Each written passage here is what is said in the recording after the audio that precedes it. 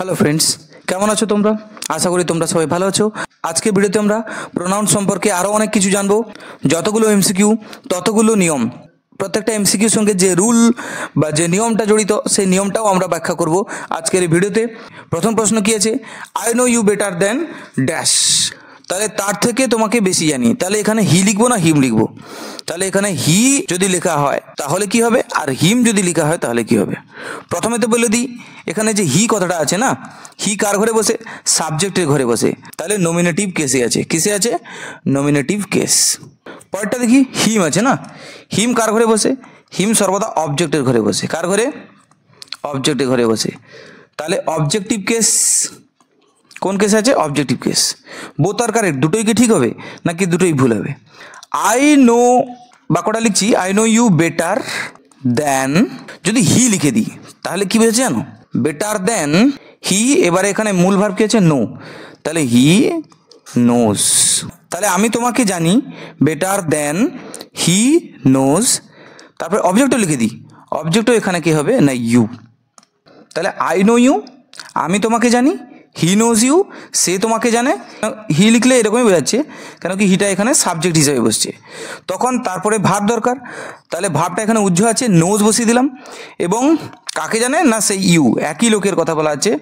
Object এখানে কে না? Object এখানে ইউ, আর এখানেও অবজেক্ট ইউ।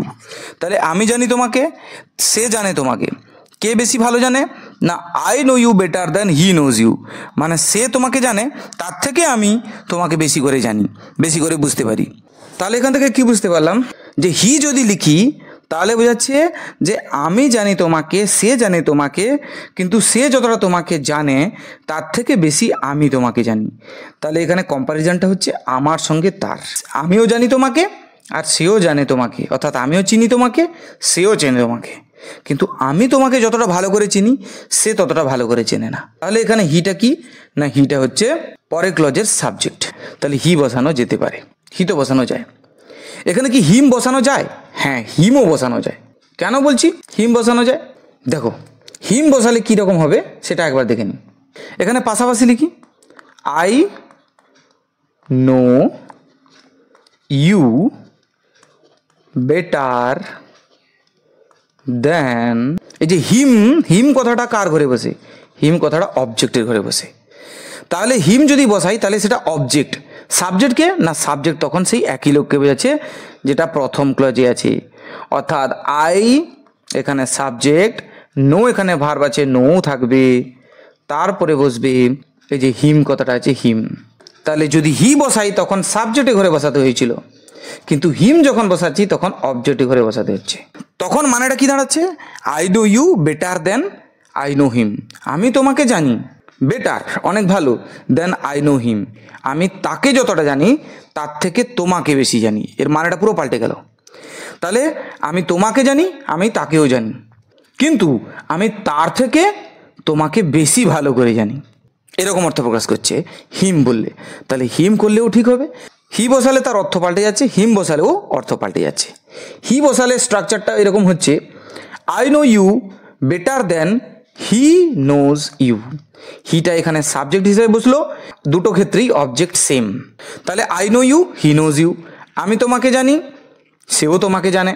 আমি তোমাকে চিনি, সেও তোমাকে চেনে, কিন্তু আমি যতটা তোমাকে চিনি সে ততটা ভালো করে চেনে না। তার মানে তার থেকে আমি তোমাকে ভালো করে চিনি, এটার অর্থ এরকম দাঁড়ালো। পরেরটা দিয়ে কি দেখলাম? I know you better than I know him. Him বসালে এখানে কি হচ্ছে না? অবজেক্টের ঘরে বসাতে হচ্ছে, তখন সাবজেক্ট দুটো ক্ষেত্রে একই। অর্থাৎ আমি চিনি তোমাকে, আমি চিনি তাকে, আমি দুজনকেই চিনি। তুমি 1 নম্বর, সে 2 নম্বর, কিন্তু 2 নম্বর ব্যক্তির থেকে আমি 1 নম্বর ব্যক্তিকে বেশি ভালো করে চিনি, অর্থাৎ আমি তার থেকে তোমাকে ভালো করে চিনি। তাহলে আমি তোমাকেও চিনি, আমি তাকেও চিনি, কিন্তু আমি তার থেকে তোমাকে ভালো করে চিনি বা ভালো করে জানি। অর্থ পাল্টে গেল কিনা? তাহলে দুটোই করা যেতে পারে। তাহলে অপশান সি হচ্ছে কারেক্ট অ্যান্সার। এ বি দুটোই যখন হচ্ছে, অপশান সি হবে সঠিক উত্তর, বোথ আর কারেক্ট। চলে যাব আমরা পরের প্রশ্নে। চলে এসেছি আমরা পরের প্রশ্নে। You like her as much as dash. তাহলে কোনটা বসাবো? আই বসাবো না মি বসাবো? দেখো, আইটা হচ্ছে নমিনেটিভ কেস, মানে সাবজেক্টের ঘরে বসে। এরপরে আছে মি, মিটা হচ্ছে অবজেক্টিভ কেস, মানে অবজেক্টের ঘরে বসে। তাহলে কোন কেসে এখানে বসাবো, অবজেক্টিভ কেস না নমিনেটিভ কেস? দেখো দুটোই বসানো যাবে, কিন্তু কিন্তু অর্থ পাল্টে যাবে। তাহলে এবারে বাক্যটা লিখি, ইউ লাইক হার, তুমি তাকে পছন্দ করো, অ্যাজ মাচ অ্যাজ। দেখো এরপরে কি লিখবো না, এরপরে আই কথাটাকে লিখবো। আই কেন না, আই সাবজেক্টে ঘরে বসে, তাহলে এখানে আমি আইকে সাবজেক্ট হিসেবে বসিয়ে দিলাম। এবার একটা জিনিস দেখো, এখানে সাবজেক্ট কে বলো দেখি, এখানে সাবজেক্ট হচ্ছে ইউ।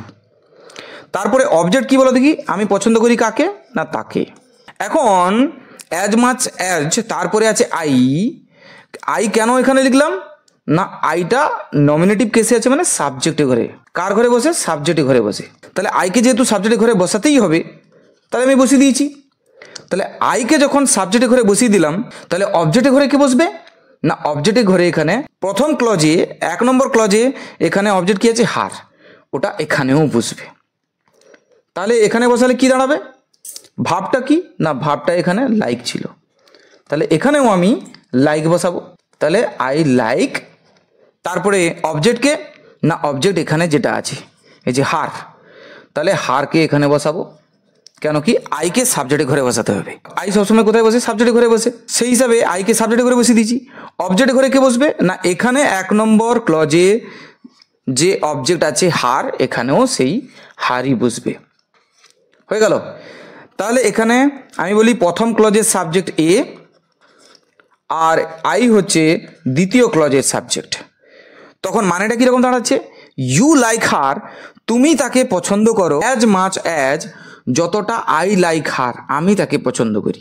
অর্থাৎ তুমিও তাকে পছন্দ করো, আমিও তাকে পছন্দ করি, দুজনেই তাকে পছন্দ করি। তাহলে দুজনে পছন্দ করি কাকে না, হার তাকে। এখানে বলছে তুমিও পছন্দ করো আর আমিও পছন্দ করি। আর অ্যাজ মাচ অ্যাজ কথাটার দ্বারা কী অর্থ প্রকাশ করছে না, যতটা।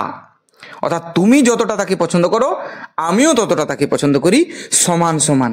তাহলে এখানে আই বসালেও সঠিক উত্তর হবে। আবার মিও বসানো যাবে। মি বসালে কি হয় সেটা দেখে নিচ্ছি। দেখো দেখো মি বসালে কি হচ্ছে, মি কোথায় বসানো যাবে না, মি অবজেক্টের ঘরে বসানো যাবে। কার ঘরে, অবজেক্টের ঘরে। তাহলে প্রথমে যে ক্লজটা আছে সেটা লিখে ফেলি, ইউ লাইক হার, তুমি তাকে পছন্দ করো, অ্যাজ মাচ অ্যাজ। এবারে মি বসাবো, মিকে তো অবজেক্ট ঘরে বসাবো, তাহলে সাবজেক্টকে না, এখানে সাবজেক্ট কি আছে, ইউ, এ তো সাবজেক্ট আছে, তাহলে এখানে সাবজেক্ট সেই ইউই থাকবে। এবং এখানে ভার্ব কি আছে, লাইক, এখানেও লাইক বসাই। তারপরে অবজেক্ট বসানো পালা, অবজেক্ট এখানে মি ছিল, এখানে মি বসাবো।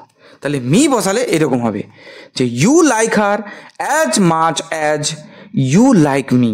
এর মানে কি দাঁড়ালো, তুমি তাকে পছন্দ করো, তুমি আমাকেও পছন্দ করো। অ্যাজ মাচ অ্যাজ কথাটার মানে কি না, সমান সমান। অর্থাৎ তুমি তাকে যতটা পছন্দ করো, তুমি আমাকেও ততটা পছন্দ করো। অর্থাৎ তুমি তাকে 2টো চকলেট দিলে, তুমি আমাকেও 2টো চকলেট দাও।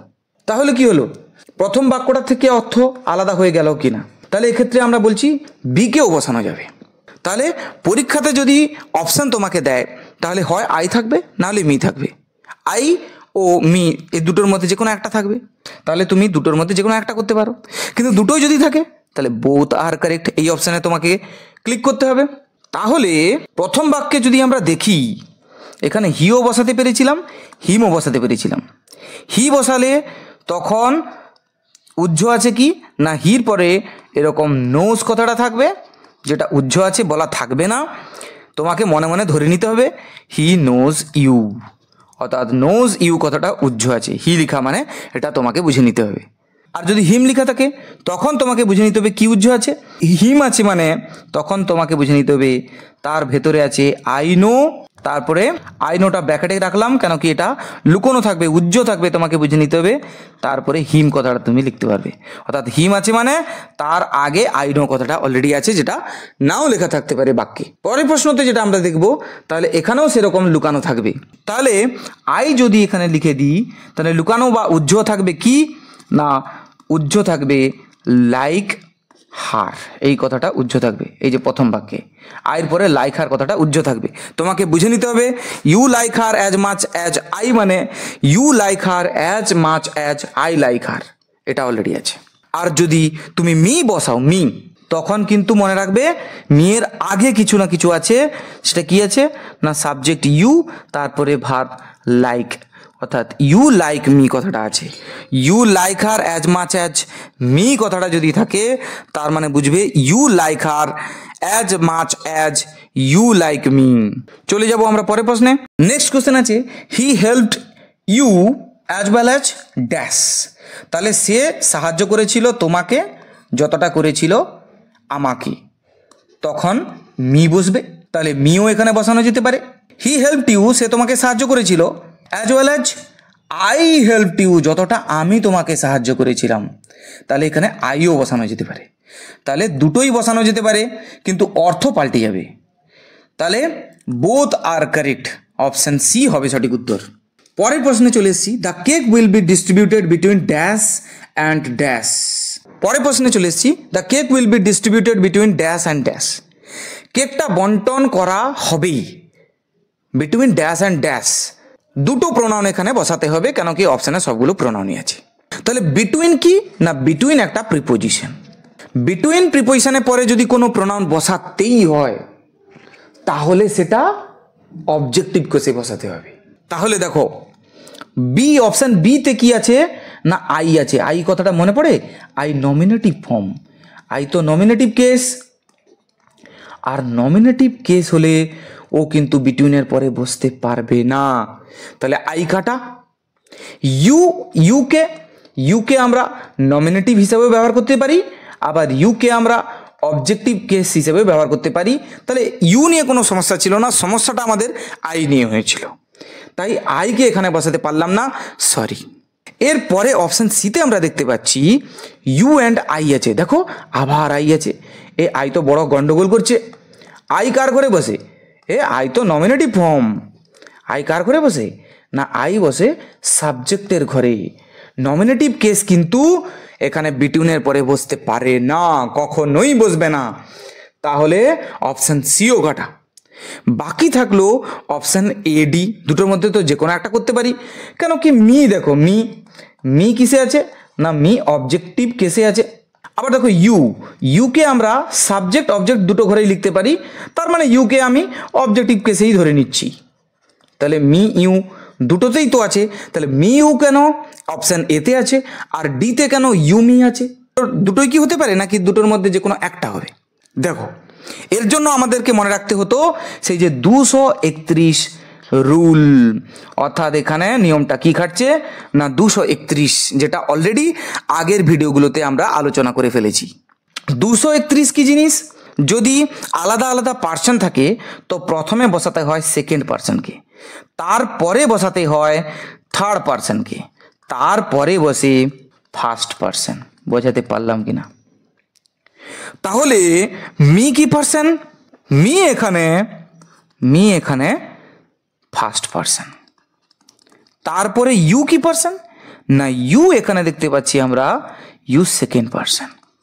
তাহলে প্রথমে আছে ফার্স্ট পার্সন, তারপরে আছে সেকেন্ড পার্সন। এটা কি সঠিক ক্রমিক? না, প্রথমে সেকেন্ড পার্সন, তারপরে থার্ড পার্সন নেই, কোনো অসুবিধা নেই, তারপরে ফার্স্ট পার্সন বসবে। তাহলে সেকেন্ড পার্সনটা আগে আসবে, তারপরে থার্ড পার্সন যদি থাকে থার্ড পার্সন, এখানে তো থার্ড পার্সন নেই, তারপরে বসবে ফার্স্ট পার্সন। তার মানে ফার্স্ট পার্সনটা হবে তারপরে। তাহলে এটাই হবে সঠিক ক্রম, অর্থাৎ কারেক্ট অর্ডার আমাদেরকে বোঝাতে গেলে তাহলে কোনটা করতে হবে ফার্স্ট না, ফার্স্ট বসাতে হবে সেকেন্ড পার্সন। মানে ইউ কি আছে সেকেন্ড পার্সন, আর তারপরে মি কি আছে ফার্স্ট পার্সন। তাহলে সঠিক উত্তর হচ্ছে কিন্তু অপশন ডি। যদিও মি এবং ইউ দুটোই আছে অবজেক্টিভ কেসে এবং মি ইউকে বসাতে পারতাম, কিন্তু মি ইউ বসালে এখানে ভুল হয়ে যাবে এই কারণে, কেন কি মি ইউ লেখার পরেও একটা জিনিসে প্রবলেম হচ্ছে, সেটা হচ্ছে 231 যে রুলটা আছে, এই যে 231 রুল, এটা খাটছে না। এটাও আমাদেরকে কিন্তু মাথায় রাখতে হবে, অর্থাৎ সেকেন্ড পার্সন ফার্স্ট, তারপরে ফার্স্ট পার্সন। যদি থার্ড পার্সন থাকে সেকেন্ড পার্সনের পরে বসবে, সেই কারণে তো 231 সেকেন্ড পার্সন, থার্ড পার্সন, তারপরে ফার্স্ট পার্সন। কি বোঝাতে পারলাম কিনা? তাহলে অপশন ডি হবে সঠিক উত্তর। তাহলে মিও হবে না, ইউ হবে না, হবে কি না ইউ অ্যান্ড মি, এটাই হবে সঠিক উত্তর। চলে এসেছি আমরা পরের প্রশ্নে। Nobody was present there but dash. কেউ ওখানে উপস্থিত ছিল না, বাট ড্যাশ, বাট কথাটার অর্থ এখানে এক্সেপ্ট। এক্সেপ্ট কথাটার মানে কি? ছাড়া বা ব্যতীত। এবং এর পার্ট অফ স্পিচ কি না, এটা এখন বর্তমানে প্রিপোজিশন হিসাবে কাজ করছে। বাট যখন প্রিপোজিশন, তখন তারপরেও যদি কোনো প্রোনাউন থাকে সেটাও কিন্তু অবজেক্টিভ কেসে বসাতে হবে। কোন কেসে? অবজেক্টিভ কেসে। বুঝাতে পারলাম? এবারে অপশান দেখার পালা। হি কি না, হি সাবজেক্টের ঘরে বসে, তাহলে হি হচ্ছে নমিনেটিভ কেস। বুঝাতে পারলাম কিনা? তাহলে নমিনেটিভ কেস কি বসবে না? এখানে তো বললাম এই যে বাট কথাটা আছে, এই বাট এখানে প্রিপোজিশন হিসেবে ব্যবহৃত হয়েছে। যেহেতু প্রিপোজিশন হিসেবে ব্যবহৃত হয়েছে, তাহলে তারপরে যে প্রোনাউনটা বসবে অবজেক্টিভ কেসে। এখানে নমিনেটিভ কেস থাকলে কি করে হবে? হবে না। তারপরে আছে হিম। হিম কোথায় বসে? অবজেক্টের ঘরে। তার মানে অবজেক্টিভ কেসে আছে। বলো এটা বসাতে পারবো? হ্যাঁ, এটাই হবে সঠিক উত্তর। হিজ কেন হবে না? না, হিজ হচ্ছে পসেসিভ প্রোনাউন। কোন কেসে আছে? না, পসেসিভ প্রোনাউন মানে পসেসিভ কেস। আবার এটা পসেসিভ অ্যাডজেক্টিভও হয়ে থাকে। মি কি? মি দেখো, মি, এই যে মি দেখতে পাচ্ছি না, মি অবজেক্টের ঘরে বসে। তার মানে কোন কেসে আছে? না, অবজেক্টিভ কেসে। তাহলে দেখো অপশান ডিও কিন্তু হবে। তাহলে nobody was present there but হিমও হবে, কেন কি হিম অবজেক্টিভ কেসে আছে। আবার মিও হবে। আমি ইচ্ছে করে দুটো অপশান দিয়েছি, কেন কি হিম করে অনেকে চলে যেতে পারে, কিন্তু লাস্টের অপশানগুলোও তোমাদের দেখা প্রয়োজন। দিয়ে অপশান দেখা যাবে, দিয়ে দিল both B and D are correct, both A and C are correct, both A and B are correct, both B and D are correct, এরকম বিভিন্ন রকম অপশান দিতে পারে। তো আমার দরকার অবজেক্টিভ কেস। অবজেক্টিভ কেস আছে অপশান বিতে, অবজেক্টিভ কেস আছে অপশান ডিতে। তাহলে দুটোই হবে সঠিক উত্তর। কেন না, বাট এখানে প্রিপোজিশন হিসেবে ব্যবহৃত হয়েছে, যার অর্থ ছাড়া বা ব্যতীত। আর প্রিপোজিশন, যখন বাটকে প্রিপোজিশন হিসেবে ব্যবহার করা হবে, তারপরে যদি কোনো প্রোনাউন বসানো হয়, সেটা অবশ্যই অবজেক্টিভ কেসে বসাতে হবে, নমিনেটিভ কেসে বসানো যাবে না, বা অন্য কোনো কেসে বসানো যাবে না। আশা করি বোঝাতে পারলাম। প্রোনাউন সম্পর্কে এই নতুন নিয়মগুলো তোমরা জানতে কিনা কমেন্ট করে জানাও। যদি ভিডিওটি ভালো লেগে থাকে তাহলে অবশ্যই কমেন্ট করো, চ্যানেলকে সাবস্ক্রাইব করো, ভিডিওকে লাইক করতে বলো না, বন্ধুদের মধ্যে শেয়ার করো কিন্তু। Thank you very much. দেখা হচ্ছে পরের ভিডিওতে।